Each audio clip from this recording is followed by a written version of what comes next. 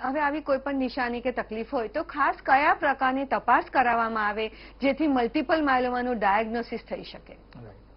હવે એક વખત એમ લાગે જે આગળના લક્ષણો પ્રમાણે અથવા બીજા કોઈ કારણથી માયલોમાનો વિચાર આવે તો એના જે મુખ્ય ટેસ્ટ છે એમાં બ્લડમાં અને બોન મેરો બાયોપ્સી બે મુખ્ય ટેસ્ટ છે. બ્લડમાંથી મોનોક્લોનલ પ્રોટીનની તપાસ કરવામાં આવે. એમાં serum protein electrophoresis, immune fixation electrophoresis અને ફ્રી લાઇટ ચેઇન એસે, આ એના 3 મુખ્ય ટેસ્ટ છે.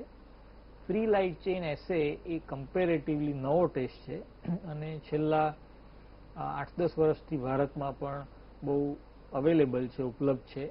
એનાથી ઘણા કેસમાં જે બીજા 2 ટેસ્ટ નોર્મલ હોય અને છતાં પણ માયલોમા હોય તો એ એનાથી પકડાઈ શકે છે. બીજો અગત્યનો ટેસ્ટ છે બોન મેરો બાયોપ્સી, એટલે હાડકાના માવાની અંદરથી એક સેમ્પલ લેવાનું હોય.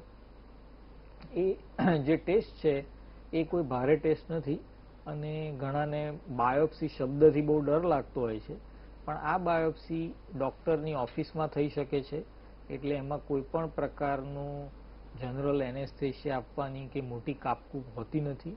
એક સ્પેશિયલ પ્રકારની સોય દ્વારા હાડકાના પોલાણની અંદરથી જનરલી થાપાના ભાગે અહીંયાથી હાડકામાં એક સોય મૂકી અને સેમ્પલ લેવામાં આવે છે. કોઈ પણ પ્રકારના ટાંકા આવતા નથી.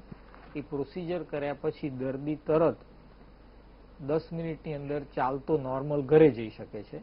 એટલે આ 2 મુખ્ય ટેસ્ટ છે. એ ઉપરાંત જે અમુક સપોર્ટિવ ટેસ્ટ છે જેમ કે કિડનીના ટેસ્ટ છે, ઇમ્યુનોગ્લોબ્યુલિનનું શરીરમાં લોહીમાં લેવલ કેટલું છે, જે પેલા એન્ટીબોડી આપણે વાત કરીએ એનું લેવલ, અમુક પ્રકારના એક્સરે અને અમુક કેસીસમાં સીટી સ્કેન અથવા પેટ સ્કેન.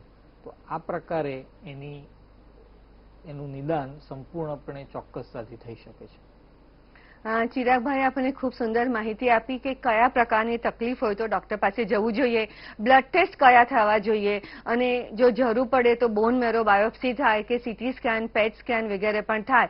પણ આ બધા થકી જો ખબર પડે કે મલ્ટિપલ માયલોમા છે તો શું કાળજી લેવી જોઈએ, કઈ સારવાર લેવી જોઈએ, એ બધી જ વાત કરીશું આપણે આ નાનકડા બ્રેક બાદ.